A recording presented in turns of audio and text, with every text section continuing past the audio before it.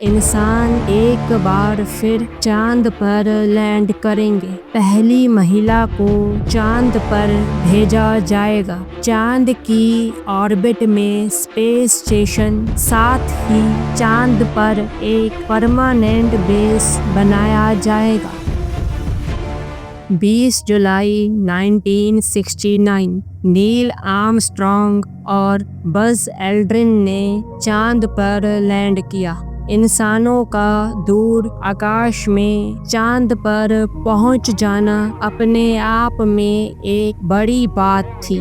इस मिशन के बाद नासा ने 5 और मिशन चांद पर भेजे, जिनमें 10 और एस्ट्रोनॉट्स को चांद पर भेजा गया। साल 1972 अपोलो 17 वो आखिरी मिशन था जिसमें किसी एस्ट्रोनॉट को चांद पर भेजा गया। अगले कई सालों तक दुनिया के किसी भी देश ने किसी भी तरह का कोई मैन्ड मिशन चांद पर नहीं भेजा। साल 2016 में यूएसए में डोनाल्ड ट्रंप की सरकार बनती है। एक नए मिशन की घोषणा होती है जिसमें यूएसए और बहुत से देश, साथ में कई प्राइवेट कंपनियां मिलकर इंसानों को चांद पर भेजेंगी। इस नए मिशन का नाम आर्टेमिस मिशन रखा गया है। आर्टेमिस नाम ग्रीक कहानियों से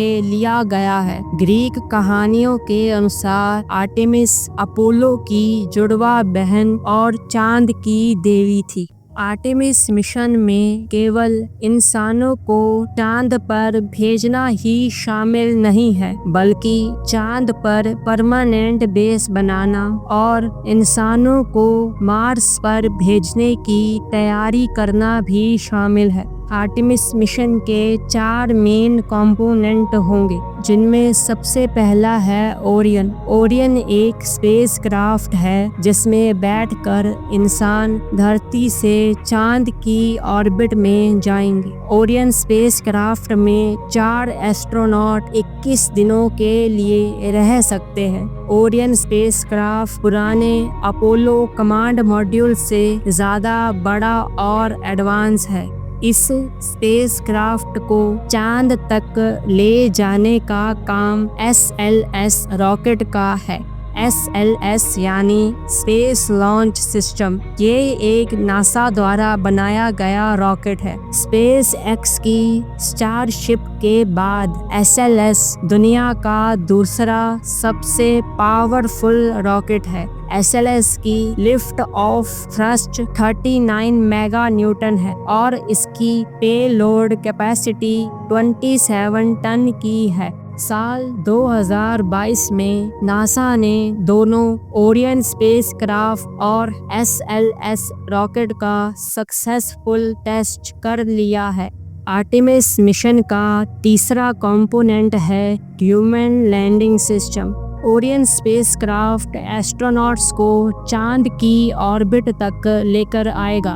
यहाँ से एस्ट्रोनॉट्स को चांद पर उतारने का काम HLS का होगा। नासा ने HLS के लिए स्पेस एक्स की स्टारशिप को चुना है।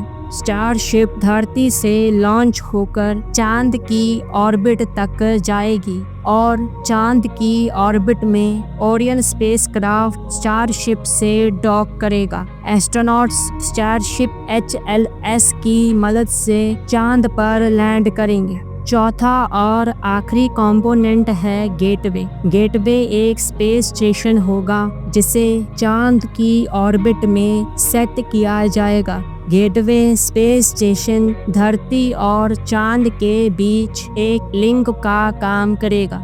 अब देखते हैं कि आर्टेमिस प्रोग्राम की टाइमलाइन क्या है।